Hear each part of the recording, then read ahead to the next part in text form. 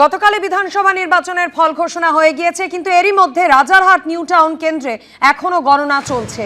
শেষ হয়েও হলো না শেষ, এখনো গণনা চলছে রাজারহাট নিউ টাউন কেন্দ্রে। গতকাল সন্ধে নাগাদ এই কেন্দ্রের বিজেপি প্রার্থী এগিয়ে থাকার সময় তৃণমূল প্রার্থী তাপস চট্টোপাধ্যায় তিনি পুনর্গণনার দাবি জানিয়েছিলেন।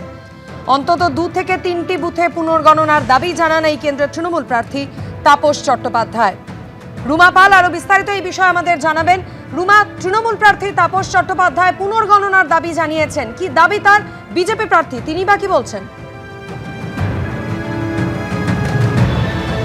দেখো, জানিয়ে রাখি যে এই কেন্দ্রে কিন্তু এখনো পর্যন্ত রিকাউন্ট চলছে। প্রথমে পোস্টাল ব্যালটে রিকাউন্ট হয়েছে এবং লাস্ট যে 3 রাউন্ড রয়েছে সেটা আবার রিকাউন্ট করতে বলা হয়েছে।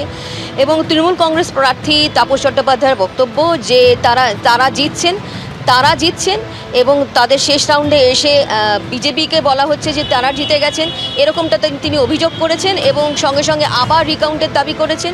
এবং সেই কারণে কিন্তু সেখানে আবার পুনর্গণনা হচ্ছে।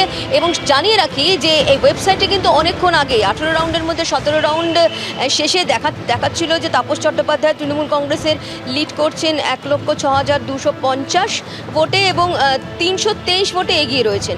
এবং পীযূষ কানোরিয়া তিনি হচ্ছেন বিজেপির, তিনি হচ্ছেন 1,05,927 ভোট পেয়েছেন, 323 ভোটে পিছিয়ে রয়েছেন। সেটা 18 রাউন্ডের মধ্যে 17 রাউন্ড গোনার পর, সেটা কিন্তু অনেকক্ষণ আগে। এখন কিন্তু রিকাউন্ট চলছে, এখনো পর্যন্ত কিন্তু কোনো ডিক্লেয়ার করা হয়নি, অফিসিয়ালি ডিক্লেয়ার করা হয়নি।